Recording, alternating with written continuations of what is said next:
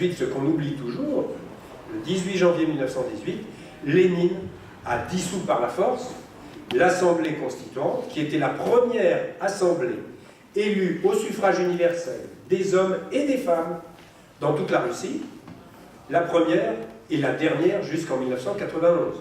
Donc ça a été un véritable assassinat de l'idée de démocratie.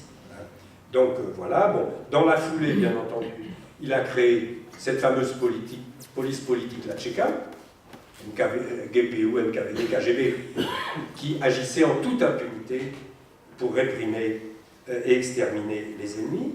Il a créé une armée rouge qui a d'abord été une armée de guerre civile, et ensuite une armée d'exportation du régime totalitaire à l'extérieur. Vous êtes bien placé pour le savoir.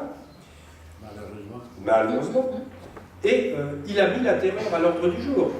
Mais sous le comité de salut public, la terreur à l'ordre du jour, ça a duré 1 an et demi. Là, ça a duré 74 ans. Ah, c'est tout à fait. Deuxième point de l'héritage, je termine. Un héritage désastreux pour l'Europe. Pourquoi? Parce que, par leurs incessantes attaques contre la République de Weimar, contre la social-démocratie allemande, Lénine et Staline ont grandement facilité l'arrivée de Hitler au pouvoir en 1933. Et surtout, les traités signés entre Hitler et Staline le 23 août 1939 et le 28 septembre 1939 ont été des traités qui, pour le premier, a provoqué le déclenchement de la Deuxième Guerre mondiale, et pour le second, a provoqué la destruction de la Pologne, le partage des sphères d'influence entre ces deux pouvoirs totalitaires. Il faut quand même imaginer que, après la défaite de la France en juin 1940, de l'océan Atlantique jusqu'à l'océan Pacifique, de l'océan glacial jusqu'à la Méditerranée, cet immense espace qui avait été le cœur de la civilisation était sous le contrôle de ces deux régimes totalitaires. Et si l'un ou l'autre ne s'était pas écroulé, ben évidemment, nous ne serions pas là en train d'en parler. Hein, ça, c'est tout à fait clair. Bon.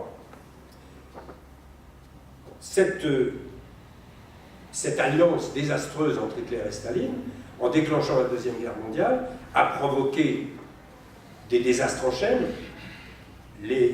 l'extermination des Juifs par les nazis, des tziganes, et puis pour la population soviétique, on a longtemps dit « Ah, la Deuxième Guerre mondiale a provoqué 20 millions de morts en Union soviétique, militaires et civils. » Les chiffres, nous commençons à avoir des chiffres beaucoup plus sérieux et précis, y compris par des historiens russes. On en est déjà à 27 millions. Vous vous rendez compte de ce que ça signifie pour un pays de perdre 27 millions d'hommes et de femmes en combien de temps? En 42, en 4 ans. C'est tout à fait terrible. Alors vous allez me dire, oui, ce sont les nazis qui les ont tués. Oui, mais si Staline ne s'était pas comporté comme ça, peut-être que la Deuxième Guerre mondiale n'aurait pas éclaté et que toutes les conséquences n'en seraient pas venues. Et nous continuons de les payer aujourd'hui. Alors le troisième héritage, peut-être le plus grave, je dirais, c'est un héritage qui touche le monde entier. En inventant ce nouveau type de dictature, c'est-à-dire le totalitarisme, Lénine a créé donc ce pouvoir qui a la prétention de contrôler et de modeler toute la société, et l'URSS, à travers le réseau de tous ces partis communistes, a propagé ce totalitarisme là où, bien sûr, les communistes ont pris le pouvoir, toute l'Europe de l'Est, une grande partie de l'Asie, la Chine. N'oubliez pas qu'aujourd'hui, nous avons en Chine un tout petit parti communiste de 80 millions de morts. Ça inquiète. Donc, ce totalitarisme s'est répandu partout, les communistes ont pris le pouvoir, mais il s'est aussi répandu dans tout l'Occident, à travers les partis communistes. Hein. Alors, évidemment, je termine là-dessus, l'effondrement du mur de Berlin en 1989, puis l'implosion de l'URSS en 1991, ont sanctionné l'échec total de cette aventure politique qu'a lancée Lénine. Et à l'époque, nous avons été très nombreux à penser que c'était terminé. La démocratie avait gagné. Le totalitarisme avait définitivement perdu. Il y a juste un petit problème. C'est qu'au moment où tout ça se produisait en URSS et en Europe de l'Est, nous n'avons pas vu arriver un autre totalitarisme qui, depuis 1979-80, commençait à se profiler et auquel nous sommes maintenant confrontés, je dirais quotidiennement, c'est cet islamisme radical qui se cache derrière la religion, mais qui en réalité est un mouvement totalitaire dont on peut remonter aux sources. Hein. Il suffit d'aller lire le manifeste des frères musulmans de 1936, qui est un manifeste de mouvement totalitaire où la religion ne sert que de moyen de contrôler et de fasciner la population et de contrôler le pouvoir. Bref, nous ne sommes pas de sortie de l'ouverture. Combien de temps les démocrates, les démocraties seront-ils encore confrontés à ce type de mouvement? Je n'en sais rien, mais comme vous le savez, la France a payé très cher ces dernières années ce nouveau type de totalitarisme avec plus de 250 assassinats, hein, et j'espère bien entendu que la Roumanie n'en sera pas victime, mais rien ne nous le dit. Nous n'avons aucune idée de où va ce mouvement. En tout cas, il se calque complètement sur le mouvement communiste. Regardez comment des milliers de combattants venus du monde entier sont venus soutenir en Syrie le régime de Daesh. Est-ce que ça ne nous rappelle pas la manière dont des milliers de combattants sont venus en Espagne soutenir la République espagnole? Donc voilà, on est confronté à un mouvement de dimension mondiale et qui a clairement affiché sa volonté de nous détruire en tant que démocratie, en tant que peuple libre. Et ça, eh bien, je considère que c'est la pire conséquence de ce qu'a fait Lénine en 1917. Je vous remercie.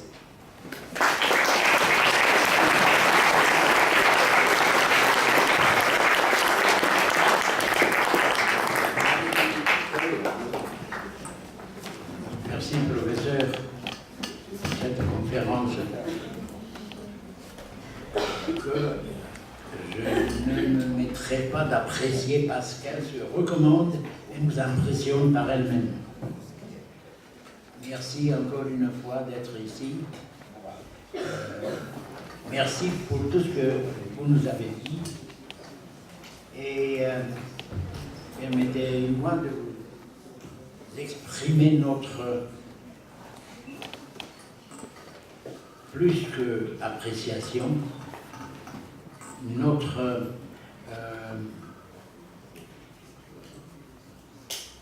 remerciement les plus chaleureux pour tout ce que vous avez fait pour la connaissance dans le monde du communisme.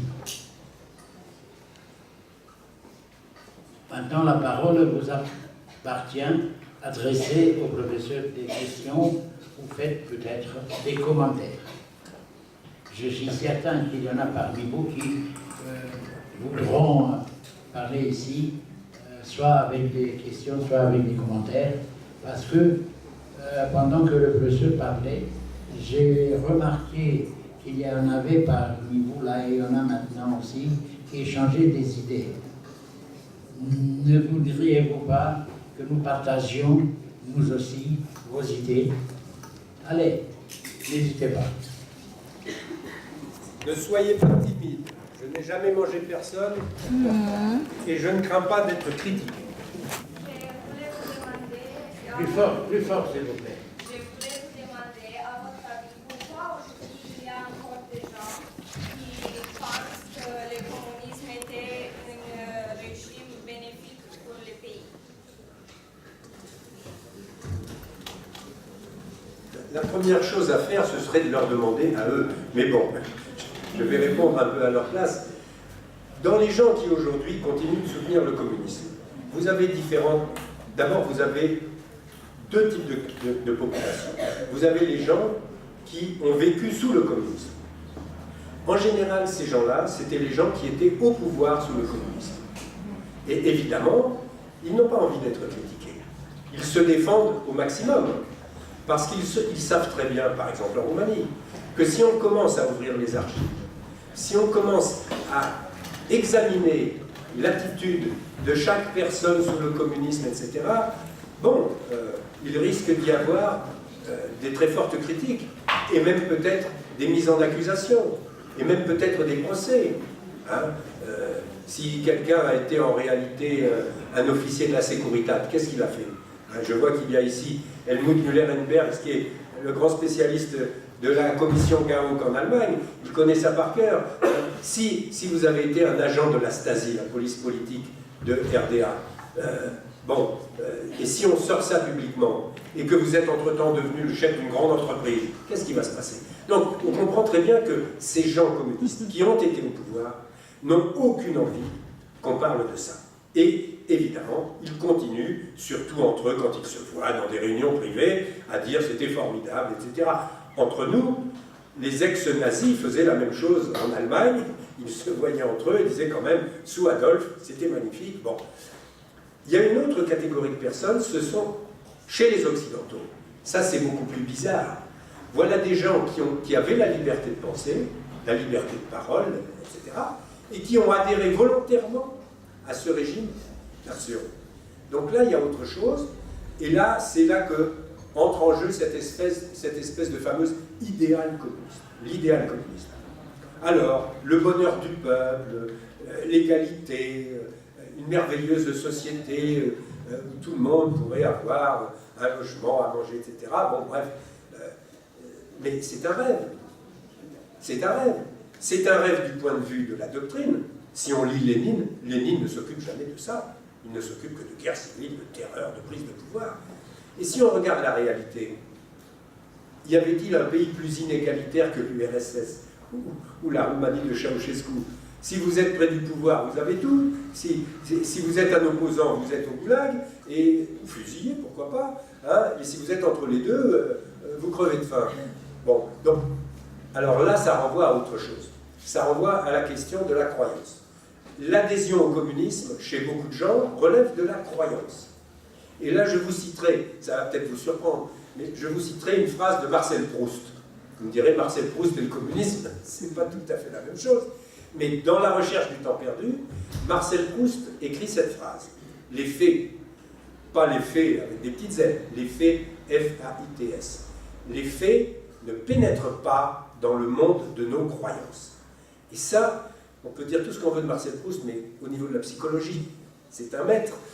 Les faits ne pénètrent pas dans le monde de nos croyances, et c'est vrai. Je peux en témoigner, j'ai été militant maoïste pendant au moins 4 ans, 24 heures sur 24. On pouvait me raconter n'importe quoi, me dire c'est abominable. C'est la propagande bourgeoise, c'est la propagande impérialiste. Comment êtes-vous assez bête, cher ami, pour croire ça? C'est pas possible. J'ai eu un choc, je dois dire, c'était en 1970, si je me souviens bien, quand il y a eu la fameuse affaire en Chine de la fuite et de la mort du vice-président Lin Piao, le fameux maréchal Lin Piao, que Mao Tse-tung avait intronisé comme son dauphin, hein, le meilleur compagnon d'armes du président Mao, comme on disait toujours. Moi qui étais maoïste, je tenais une grande librairie maoïste où je vendais les œuvres de Lin Piao. Bon. Et d'un seul coup, j'habitais, à l'époque, je logeais avec mon frère, on était étudiants. Moi, j'avais abandonné mes études, bien sûr, mais lui, il continuait. Et un jour, il me transmet le magazine Times, où il y avait un article d'une ou deux colonnes disant, voilà, le président Lin Piao s'est enfui en avion, son avion a été abattu, il est mort, etc. etc. Mon frère me dit, ça peut t'intéresser. Vous voyez, il était un peu taquin. Alors je lis ça, bon, je lui rends le journal sans commentaire, mais je me dis vraiment, mon pauvre frère, il prépare Sciences Po et il croit des stupidités pareilles. Là où il y a eu un problème, c'est que 6 mois plus tard, l'agence Chine Nouvelle a annoncé que l'abominable Lin Piao, le traître Lin Piao, etc., avait expié ses crimes. Et là, vous voyez, là les faits commencent à rentrer dans le monde de vos croyances, et votre croyance commence à faiblir. Et évidemment, dès que le doute s'installe dans l'esprit d'un militant communiste, il est pratiquement perdu. Un militant communiste doit croire à 100%. S'il croit à 98%, il est déjà perdu. Merci, professeur. D'autres questions, s'il vous plaît? peut-être de la part des professeurs qui sont là. Voilà. Madame Anneli Gaman. Merci. Monsieur le professeur, j'aurais une petite remarque et puis une question. La remarque se réfère à Gorbatchev, où pendant la campagne de Glasnost, a aussi essayé de blanchir, comme vous avez dit, Lénine. Et il a aussi souligné, c'était un grand débat dans l'Union soviétique, donc ce n'était seulement Khrushchev, mais Gorbatchev aussi. Et la question, ce que je remarque, non seulement en Allemagne, mais aussi dans des ouvrages plus ou moins grands et considérés grands en Roumanie, c'est le fait que certains chercheurs font la différence et la soulignent entre socialisme et communisme, ou plutôt communisme et stalinisme. Il y avait beaucoup de gens qui étaient stalinistes, mais pas communistes. Par exemple, Ceausescu considérait Fatismaniano, pour être plus clair. Oui, alors, d'abord, sur Gorbatchev, vous avez tout à fait raison, mais pour une raison très simple. Si Gorbatchev a été promu secrétaire général, enfin premier secrétaire du parti, c'est tout simplement parce qu'il était considéré comme un excellent communiste. Hein, et que donc, évidemment, pour lui, Lénine restait la figure tutélaire, bien entendu. Hein. Alors évidemment, quand il a lancé la Glasnost, le débat a commencé à s'instaurer, l'association mémoriale a commencé à se créer, et là, il a commencé à sortir des choses. Mais les archives n'étaient pas encore vraiment ouvertes. Il a fallu attendre 1992 à peu près pour que ça commence vraiment à s'ouvrir. Et surtout, les archives spéciales de Lénine, qui étaient fermées, parce que les œuvres de Lénine, en français, les 45 volumes, ne s'appellent pas œuvres complètes. Elles s'appellent œuvres tout court. Et justement, ce qui manquait, le complément, il était dans les archives secrètes. Et c'est ça qui a été publié dans le livre noir. Hein, c'est-à-dire tous ces télégrammes où Lénine dit « tuez plus, pendez plus, trouvez les gens plus durs, alors, qu'est-ce qui se passe, on ne fusille pas, etc. » Alors, pour votre question, ça c'est une vraie question, parce qu'on a trois termes. Communisme, socialisme, stalinisme. D'abord, socialisme et communisme. Je crois qu'il faut être très clair. Dès la fin du XIXe siècle, hein, c'était autour de 1890, le grand sociologue français Durkheim, Émile Durkheim, qui était un grand ami de Jean Jaurès, et qui suivait de très près toutes ces histoires de la doctrine socialiste-communiste, avait donné des cours à l'université sur cette question, qui ont fini par donner un livre, Le socialisme, où il distingue très radicalement les deux notions. Il dit le communisme, c'est une doctrine très ancienne, une doctrine égalitariste qui repose sur le problème de la distribution des richesses et de l'interdiction de l'enrichissement personnel, tel qu'on peut le trouver dans les écrits de Platon, qu'on peut les trouver dans les écrits des pères de l'Église, au début du christianisme, et comme ça a été repris à diverses reprises, mais c'est donc une doctrine archaïque, ancienne, primitive.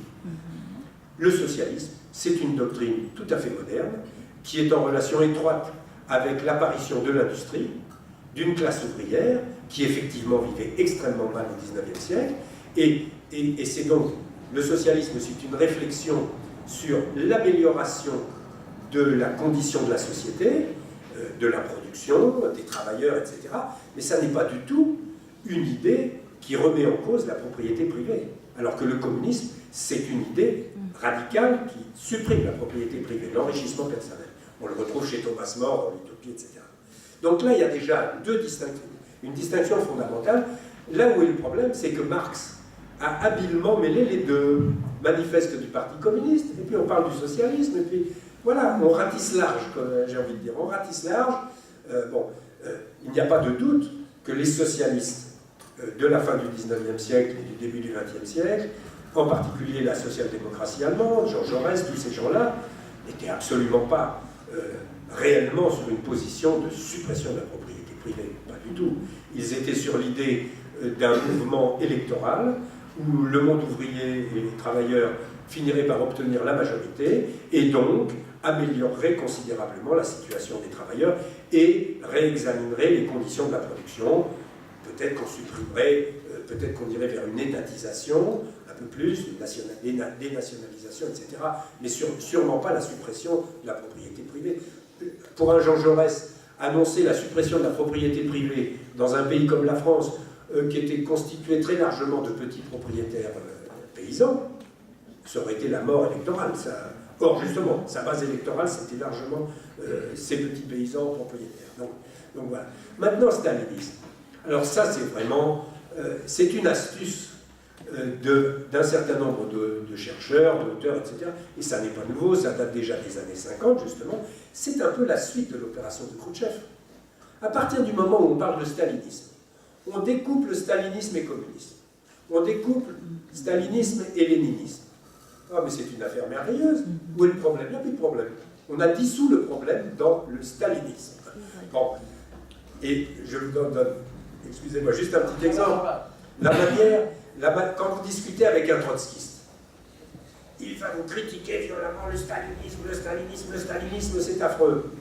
Mais si vous égratignez Lénine, mais il va vous couper en rondelles. Donc voilà, on voit très bien que cette expression stalinisme, c'est une expression polémique habile pour dissoudre le vrai problème, c'est-à-dire quelle était la nature du régime fondé par Lénine. Ça, je crois que c'est très clair.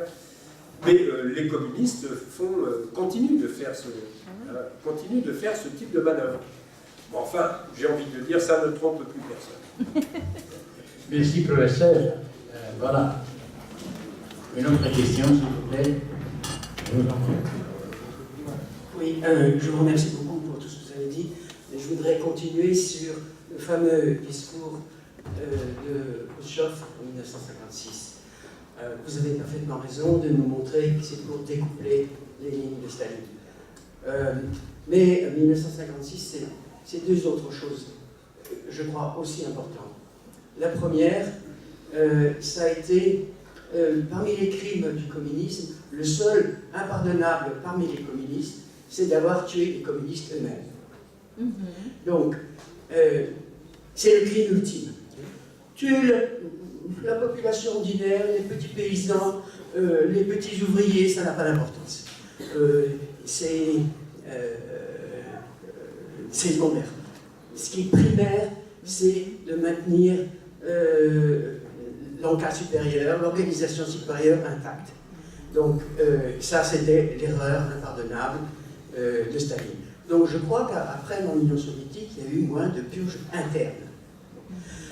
Premièrement. Deuxièmement, vous avez parlé de la rupture avec Mao. Mao n'a pas du tout admis, évidemment, cette chose-là, et lui, il a continué les purges internes, puisque peu après, il a lancé le grand bond en avant, 59-62, et la révolution culturelle, et la lecture maintenant moderne de la révolution culturelle, c'est la grande purge. C'est pas une révolution culturelle, c'était la purge, en particulier Liu Shaoqi, et ça a continué, évidemment, à une grande échelle chez les Khmers rouges. Je pense qu'on peut estimer que sous les Khmers rouges, peut-être la moitié des membres du Parti communiste ont été purgés, et en particulier à S21 ou Toulsley.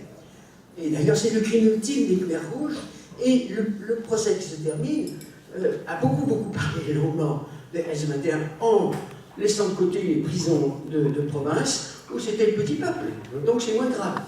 Le plus grave, c'est d'avoir tué, exterminé, dans des conditions abominables, sous la torture, les leaders Khmers rouges. Donc c'est la deuxième chose. Et la troisième chose, et c'est que pour moi, le discours de Khrouchtchev, puisque le régime communiste pouvait aussi être criminel, c'est le début de la fin du communisme. Je réponds rapidement pour qu'on puisse se libérer, mais vous avez tout à fait raison. Mais, je voudrais rappeler une chose à propos du rapport Khrouchtchev. On a longtemps pensé que c'était une initiative personnelle de Khrouchtchev. Bon, le rapport Khrouchtchev. Les archives s'ouvrant, nous découvrons que ça n'est nullement une initiative personnelle. C'est une décision du Politburo, sous la conduite de Khrouchtchev, c'est vrai, mais Khrouchtchev, à un moment donné, à la fin 1955, il y a une réunion du bureau politique où Khrouchtchev dit « Bon, nous allons devoir faire quelque chose, etc. » Et alors, les réactions sont extraordinaires. Il y a les trois plus proches de Staline, Molotov, Voroshilov, Kaganovitch, qui disent « C'est une folie, il ne faut surtout pas soulever le couvercle.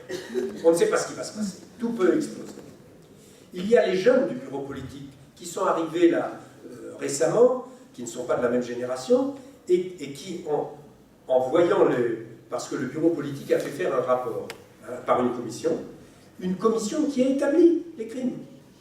C'est tout à fait stupéfiant.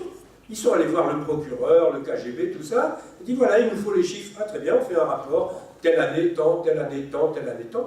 Et alors les jeunes du bureau politique, ils découvrent ça. Ils disent mais c'est horrible, mais c'est abominable, mais qu'est-ce qu'on a fait, c'est atroce. Et puis, il y a Khrouchtchev au milieu qui dit ah, tout ça c'est Staline. Nous, on n'est pas responsables, c'est Staline. Bon, tout à fait étonnant de voir ça. Donc c'est une opération hors Khrouchtchev. Il savait parfaitement de quoi il retournait. Khrouchtchev était le responsable de la Grande Terreur à Moscou en 1937. Il a tellement bien travaillé qu'il a réclamé du bureau politique des quotas supplémentaires d'exécution pour se faire bien voir. Et il a tellement bien travaillé avec ces quotas supplémentaires que Staline l'a envoyé début 1938 en Ukraine où la purge, où la terreur marchait très mal, pour reprendre les choses en main. Et Yezhov, le fameux Yezhov, est arrivé immédiatement, et là, ils ont massacré massivement.